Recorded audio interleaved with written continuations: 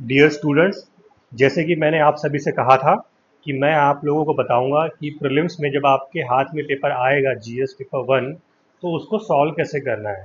तो उसी के सिलसिले में ये पेपर मैंने आप सभी के सामने रखा है, और अब मैं इसको ढंग से समझाऊंगा कि अगर आपके पास में पेपर आएगा तो उसको कौन से दो कैटेगरीज में डिवाइड करना है।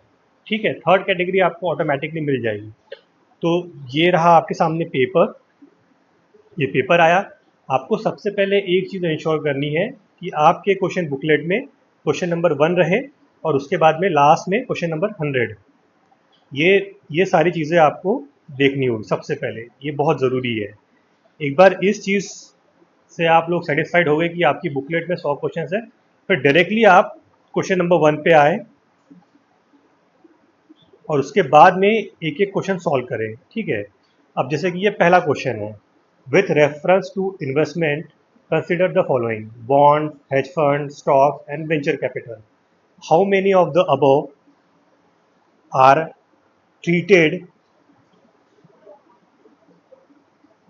How many of the above are treated as alternative investment fund. ये चारों में से अल्टरनेटिव फंड इन्वेस्टमेंट फंड कौन से हैं? तो इसका करेक्ट आंसर है ओनली 2। तो यहाँ आपने टिक करना है, लेकिन अब यहाँ टिक करने से बात नहीं चलेगी।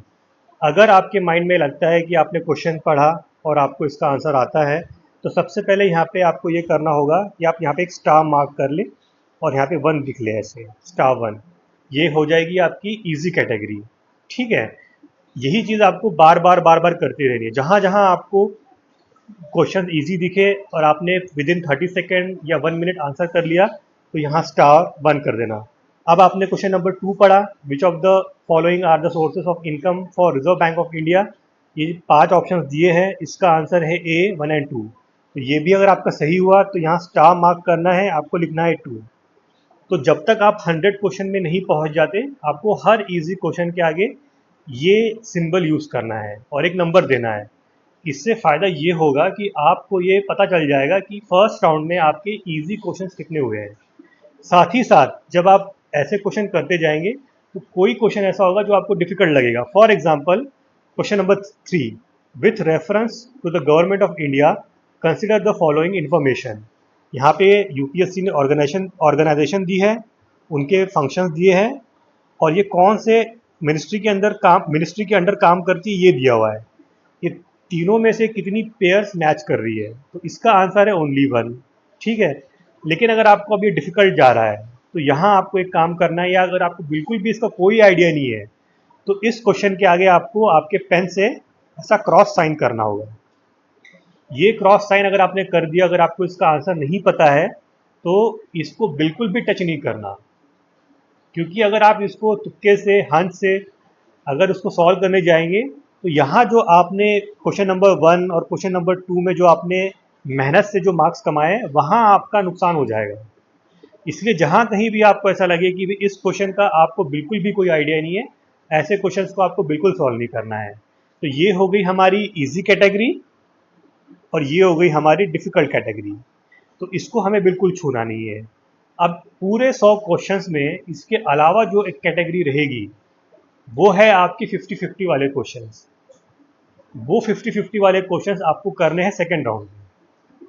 तो ये 3 कैटेगरी से अगर आप जाएंगे, तो आपका जो नेगेटिव मार्किंग से नुकसान होना है वो बहुत कम हो जाएगा, क्योंकि आपने आपके माइंड को ये डायरेक्शन दे दी है कि मुझे ये इसके बियॉन्ड नहीं खेलना है। नाउ इमेजिन कि टोटल 100 क्वेश्चंस में से आपके 25 to 30 आपके इजी क्वेश्चंस हो जाएंगे। ठीक है, इसके बाद में आपके 20 to 30 डिफ़िकल्ट हो जाएंगे, जो आप बिल्कुल नहीं करेंगे।